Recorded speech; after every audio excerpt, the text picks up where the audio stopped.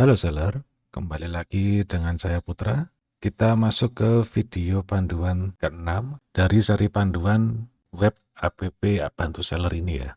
Semoga dari panduan pertama hingga kelima, teman-teman sudah bisa memahami dan bisa menerapkannya nanti setelah pembelian. Nah, di video ini kita bakal bahas ibaratnya itu kayak lubang hitam yang sering banget bikin seller itu boncos tanpa sadar, yaitu apa? Biaya iklan. Di sini sudah saya siapkan di menu marketing, kinerja iklan, ada ringkasan ads, Shopee ads, TikTok ads, Meta ads. Oke, mungkin langsung kita coba aja di Shopee ads ya. Di Shopee ads ini sebelum kita download dan upload, kemarin itu banyak yang tanya, ini iklan sudah dengan pajak atau belum? Terus bedanya ROAS di ads ini dengan ROAS yang nanti di dashboard ini apa? Sebelum itu, mungkin saya akan menjelaskan terkait PPN dari biaya iklan tersebut atau pajaknya. Kenapa di sini tidak saya masukkan PPN-nya yang 11% itu atau potongan voucher di saat top up misalnya ya? Karena apa? Tujuannya itu untuk menjaga efektivitas ROAS ini di Shopee Ads ini agar sama seperti di seller center teman-teman. Dan biasanya untuk perihal top up menggunakan voucher atau tidak, terus pajaknya, itu biasanya lebih ke arah finance, keuangan, agar itu bisa masuk ke laporan laba rugi bisnisnya. Di sini bantu seller ini lebih tepatnya laba rugi untuk marketplace dan stok. Tapi jangan khawatir, nanti ada produk lain yang khusus untuk finance. Nanti teman-teman bisa sering-sering update di pusat solusi ini. Oke, biar tidak terlalu lama video panduannya, kita mulai dari input biaya iklan Shopee. Teman-teman bisa masuk ke seller center Shopee-nya. Setelah itu masuk ke iklan Shopee. Nah, di sini untuk Shopee dan TikTok GMV Max, download file itu wajib 1 hari 1 file. Dengan tujuannya apa?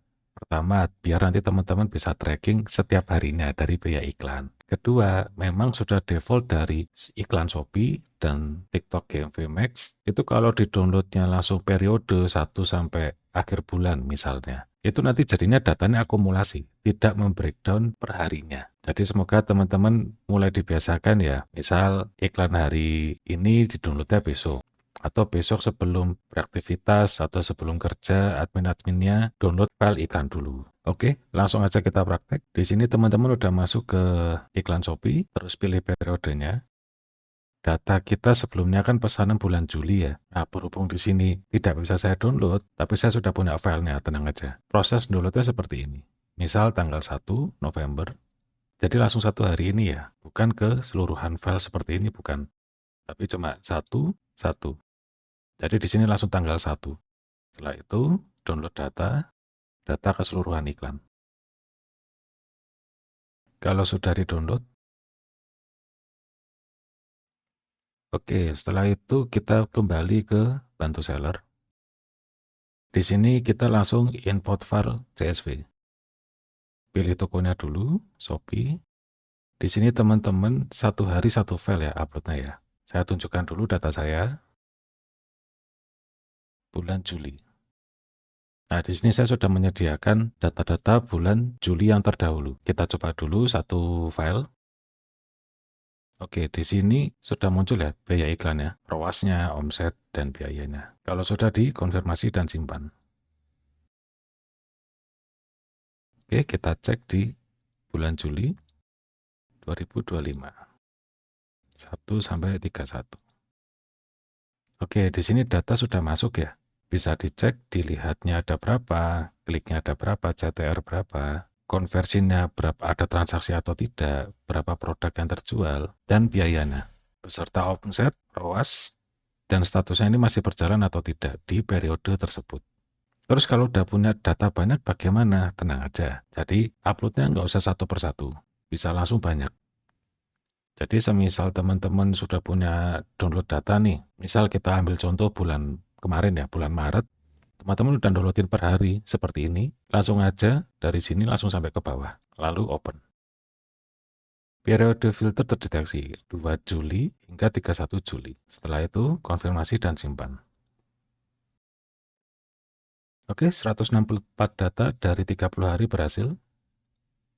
Di sini hasil dari 1 bulan iklan di Shopee. Di sini saya kasih bonus buat teman-teman ya, mungkin ini sebagai sarana untuk membantu analisa teman-teman dalam iklan. Semoga bermanfaat dari bonus ini. Bonusnya itu seperti teman-teman ingin melihat perkembangan iklan minggu pertama, semisal tanggal 1 sampai tanggal 7. Ini nama iklannya, teman-teman bisa klik. Nah, di sini muncul riwayat hari ke harinya. Jadi, per harinya teman-teman tuh ngiklan berapa, dari periode yang tadi kita pilih, terus omsetnya berapa, ada kenaikan atau tidak, atau penurunan. Lalu di sini ada bantuan, mungkin lebih ke analisa sementara, bukan pasti ya, seperti ROAS 2,18, apakah ini patut dimatikan atau dinyalakan. Kita ngambil contoh yang ROAS-nya tinggi, misalnya ini. Dari data ini tanggal 1 ngiklan 1.400, tidak ada hasil, tidak ada hasil, tidak ada hasil. Tanggal 5 baru ada penjualan. Dan seterusnya nanti bisa teman-teman pelajari lagi. Semoga insight-insight ini lebih bermanfaat buat teman-teman ya. Oke, selanjutnya kita ke TikTok Ads. Di TikTok Ads itu kan ada 2 cara ya untuk beriklan. Satu menggunakan Ads Manager, satu menggunakan GMV Max. Mungkin kita coba dulu menggunakan GMV Max ya. Kita masuk ke GMV Max-nya. Lalu teman-teman masuk ke GMV Max-nya TikTok di Ads Manager ya. Saya disclaimer dulu, saya tidak pernah ngiklan GMV Max, tapi ada beberapa pelanggan yang sudah menggunakan GMV Max dan menggunakan aplikasi saya. Cara downloadnya bagaimana? Ini kan campaign-nya teman-teman ya. Terus analitik. Sama seperti TikTok, tidak bisa langsung akumulasi berapa hari. Jadi downloadnya itu satu file, 1 hari. Seperti ini, misal tanggal 1 April sekarang 1 hari. Setelah itu diekspor data. Kalau sudah, dari file ini, itu nanti langsung kita masukkan di import file Excel. Pilih tokonya dulu, langsung diimport ke sini. Saya pakai contoh data 1 hari dari pelanggan ya. Oke, datanya itu seperti ini, kita upload dulu. Setelah itu tinggal kita rekam ke database. Oke, data sudah masuk semuanya ya. Nah, di sini penting banget buat teman-teman, untuk file dari GMV Max, itu tidak boleh diganti nama filenya ya. Kalau diganti nama filenya, nanti datanya nggak bisa terbaca. Jadi setelah download per hari, habis itu upload. Rutinitasnya seperti itu. Untuk bagian marketing yang mungkin megang TikTok Ads teman-teman nanti siapa, jadi mungkin nanti bisa langsung diimplementasikan ke tim marketingnya teman-teman atau yang menjalankan TikTok Ads ini. Oke, selanjutnya dari Ads Manager. Di Ads Manager ini, menurut saya itu lebih fleksibel untuk secara pendataan. Tidak perlu repot download 1 hari 1 file, seperti GMV Max ataupun tadi Shopee Ads ya. Karena di Ads Manager ini, di saat mendownload filenya, itu sudah membreakdown per harinya berapa. Oke, langsung kita coba ya, teman-teman masuk ke Ads Manager-nya, terus ke Analytics, lalu Custom Report. Oke, setelah itu teman-teman klik anak panah ini, Start with a Template. Di sini teman-teman tinggal menggunakan TikTok Shop Sales. Terus menggunakan Add Group. Continue. Kita filter dulu tanggal data bulan Juli. Oke, data bulan Juli ini saya beriklan ya di TikTok ya. Oke, tapi di sini itu kurang 1 kolom, yaitu adalah hari atau tanggalnya. Jadi nanti teman-teman tinggal ketik aja di sini by day. Setelah itu ini dicentang. Nah, kalau udah dicentang kayak gini, udah selesai secara kolom-kolomnya, teman-teman bisa langsung ekspor. Misal di sini kita kasih nama TikTok Ads Juli 2025. Langsung ekspor. Oke, setelah data terdownload, teman-teman balik lagi ke bantu seller di TikTok Ads, pilih yang Ads Manager, setelah itu import file Excel. Pilih tokonya dulu, terus laporan. Yang tadi ini, data sudah masuk di preview ya, 31 Ads Manager. Setelah itu rekam ke database. Sekarang kita cek bulan Juli 2025. Oke, di sini sudah diakumulasikan ya, berdasarkan nama campaign atau nama ads-nya teman-teman. Semisal ingin lihat per hari pun bisa. Ini data per hari, total biaya sekian, omset sekian, ROAS sekian. Sama seperti Shopee Ads, jadi bisa buat analisa juga ya. Misal saya ingin 1 bulan analisa.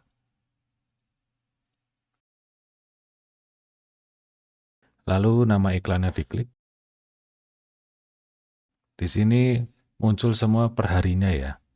Progres setiap harinya bagaimana. Mungkin sebuah ukuran buat teman-teman dari biaya iklan tersebut. Lalu ke tab semua ini adalah hasil dari keseluruhan iklan, baik itu GMV ataupun Ads Manager. Jadi nanti biaya iklannya langsung kelihatan. Misal teman-teman iklan itu sehari itu ada jalan Ads Manager, ada jalan GMV, dan nanti kekumpul di sini semuanya. Nanti omset dari masing-masing iklan juga langsung dikumpulkan di sini, beserta ROAS-nya pada periode tersebut. Oke, mungkin selanjutnya buat Meta Ads ya. Misal teman-teman jalanin Tipas nih, ataupun jalanin iklan form non-marketplace, ini juga bisa dipakai. Langsung saja kita praktek ya. Sebentar saya buka dulu. Bisa langsung masuk ke laporan iklan di Meta Ads-nya ya. Setelah itu buat laporan, pilih akun Ads Manager ya teman-teman.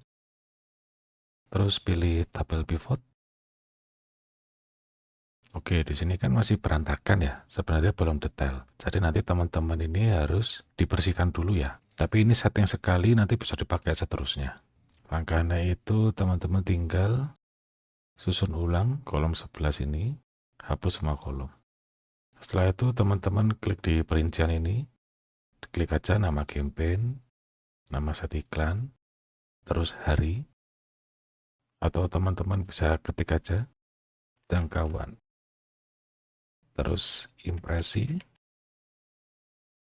terus frekuensi. Setelah itu hasil, jumlah yang dibelanjakan, terus biaya per hasil, terus klik tautan. Setelah itu CPC, yang ini ya CPC-nya ya, jangan yang semua. Setelah itu nilai hasil, lalu ROAS, terakhir keranjang, tambahkan keranjang. Oke, kalau sudah ini kan udah dikumpulkan ya kolom-kolomnya. Biar teman-teman nanti nggak ngulang dari awal ya. Ini teman-teman kasih nama dulu, misal laporan Meta Ads Fix. Setelah itu simpan. Jadi disclaimer dulu, ini bukan iklan yang kita buat, ini produk lainnya. Tapi secara contoh proses uploadnya dan downloadnya ini sama. Misal 1 sampai 31 Maret. Oke, kalau sudah diekspor. Misal di sini dikasih nama ekspor Maret 2026. Terus pilih ekspor sebagai, ini jangan dicentang ya. Terus ekspor. Oke, kalau sudah kita kembali ke bantu sellernya. Terus pilih dulu import file Excel. Di sini nanti teman-teman pastikan belum ada tokonya. Jadi bikin toko dulu ya, Facebook. Terus nama tokonya teman-teman apa? Kita coba pilih Facebook. Nah, di sini teman-teman ingin mengkalkulasi dengan pajaknya sekaligus atau tidak. Ini khusus buat Meta Ads ya. Jadi teman-teman bisa lihat ROAS aslinya itu bagaimana di Meta Ads. Semisal ingin diisi, dicentang ya. Berapa persen, semisal nanti suatu hari ada kenaikan misalnya. Semoga sih nggak ada ya. Oke, kita pilih file Excel-nya yang sudah kita download tadi. Lalu open. Berhasil, 31 data Meta Ads berhasil direkam. Nah, ini hasil-hasil dari upload Meta Ads-nya ya, yang sudah kita setting di awal. Kita tadi setting bulan Maret ya. Kita cek bulan Maret. Oke, ini hasil bulan Maret. Ini pajaknya sekian, biaya totalnya. Ini sudah termasuk pajak ya, dan ini omsetnya. Sekarang kita bisa melihat insight-nya juga di sini. Sama seperti Shopee Ads dan TikTok Ads. Oke, ini sudah di breakdown per hari. Nah, ini perhitungan di sini, ini sudah terhitung dengan pajak untuk biaya iklannya, yang 11% tadi. Jadi ROAS-ROAS ini sudah ROAS fix dengan pajak. Jadi paling tidak, ini bisa menjadi sebuah tolak ukur buat teman-teman nanti dalam beriklan di Meta Ads. Oke, selanjutnya kita ke ringkasan Ads. Kita filter dulu, semisal data bulan kemarin. Ini nanti semua tokonya bisa dipilih ya sama teman-teman ya. Ini Meta Ads menyumbang iklan berapa banyak, TikTok Ads berapa banyak, Shopee Ads berapa banyak. Lalu di sini saya coba berikan bantuan sedikit buat audit ya, audit dari iklannya. Jika kalau menurut saya pribadi, kalau memang lebih bagus di TikTok atau di Shopee atau di Meta Ads salah satunya, alangkah baiknya sih budgetnya dilarikan ke performa yang paling bagus ads-nya. Jadi biar tidak terlalu buang-buang iklan terlalu banyak.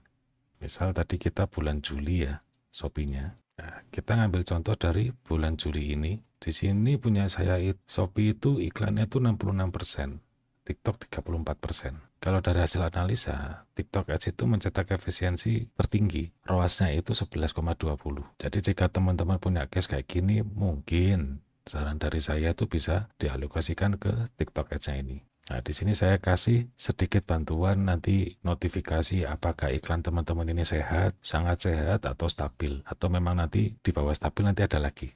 Oke, pembahasan terakhir di video kali ini. Kita masuk ke menu utama kita.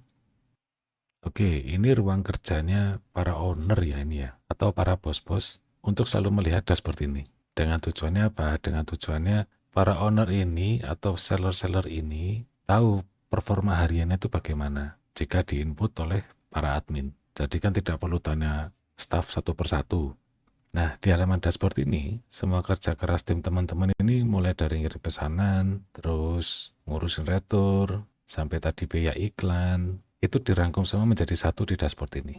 Dari mulai total omset kotornya, net payout, laba kotor, sampai ke laba bersihnya. Lalu setiap toko punya laporan laba rugi sendiri, ataupun teman-teman mau semua toko juga bisa. Nah, di sini mungkin sedikit penjelasan, teman-teman bisa merhatikan di sini, ada akrual dan cash. Ini dua kacamata yang berbeda untuk melihat bisnis teman-teman ya. Nah, bedanya gimana sih? Bedanya, mode akrual ini adalah kacamata marketing sebenarnya. Kalau teman-teman pilih ini, sistem itu bakal ngitung omset dan profit berdasarkan semua pesanan yang masuk di rentang tanggal tersebut. Nggak peduli barangnya masih di jalan atau uangnya belum cair, mode ini cocok banget dipakai pas teman-teman lagi ngecek seberapa meledak penjualan kalian pas lagi campaign tanggal kembar misalnya. Nah, bedanya apa sih dengan cash?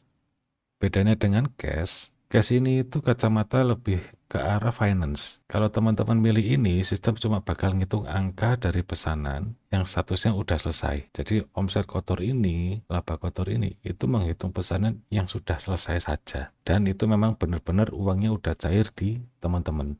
Yang di video sebelumnya kita dari pencairan dana, mutasi saldo, retur, dan lain-lain. Tetapi ini untuk finance sebenarnya ini lebih sangat membantu dengan tujuannya apa? Mengecek uang real atau arus kas bisnis teman-teman itu sehat atau enggak. Jadi teman-teman nanti bisa lihat kira-kira dengan laba bersih sekian, teman-teman bisa muterin uang lagi apa tidak. Atau dari omset kotor sekian, teman-teman bisa muterin uang lagi atau tidak. Semisal teman-teman kan harus belanja ke supplier, semisalnya seperti itu. Nah, kira-kira dengan nominal yang ada di gas ini, kan teman-teman udah megang uangnya ini. Bisa nggak buat muterin dalam untuk seminggu ke depan atau sebulan ke depan? Nah, itu nanti perlu perhitungan dari teman-teman sendiri ya. Jadi, saya hanya menyiapkan tools dan nanti kembali lagi teman-teman yang menganalisa dan mengukurnya. Coba kita cek di bulan Juli ya. Nah, dari cash ini, kalau bulan Juli itu hasilnya seperti ini. Saya ngiklan di Shopee, di TikTok Ads, itu mendapatkan laba bersih sekian. Dengan iklan sekian, kebetulan tidak ada retur, jadi tidak terlalu rugi banyak, ROAS-nya masih sekian, nanti tinggal dioptimasikan lagi di platform mana yang cocok. Terus di sini ada fitur peringkat bisnis. Nah, peringkat bisnis ini mungkin menjadikan sebuah ukuran teman-teman saja. Kira-kira dari produk terlaris ini, mana yang nanti bisa teman-teman angkat menjadi winning product ya. Terus dari MVP iklannya, ROAS terbaiknya dari mana? Oh, TikTok, oh, Shopee. Dan nanti teman-teman bisa melihatnya. Di sini saya kasih bonus kira-kira iklan yang boncos itu yang bagaimana. Oh, ROAS-nya tidak ada, sudah mengeluarkan biaya iklan, ya lebih baik dimatikan. Lalu di top 5 produk teralis ini kan cuma hanya 5 produk ya ini ya. Teman-teman bisa lihat keseluruhan itu di sini. Lihat semua. Ini laporan dari analisa produk teman-teman. Dari produk ini, size 2 ini ternyata lebih mendominasi secara omset. Nah, ini mungkin bisa membantu teman-teman, oh lebih baik stoknya kita banyakin di sini deh daripada di size 4 ini misalnya. Karena di sini memang benar-benar memberikan omset yang signifikan.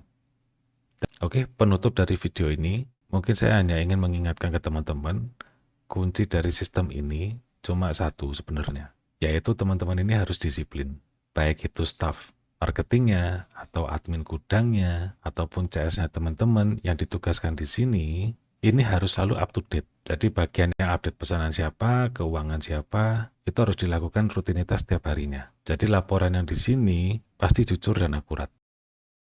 Sekian panduan lengkap dari saya. Terima kasih banyak sudah mempercayakan operasional bisnis teman-teman menggunakan bantu seller ini. Semoga aplikasinya bermanfaat ya teman-teman. Omset tokonya makin meroket. Dan yang terpenting, stok sama uangnya nggak bocor lagi. Oke, salam sukses selalu dan sampai jumpa di video-video selanjutnya. See you.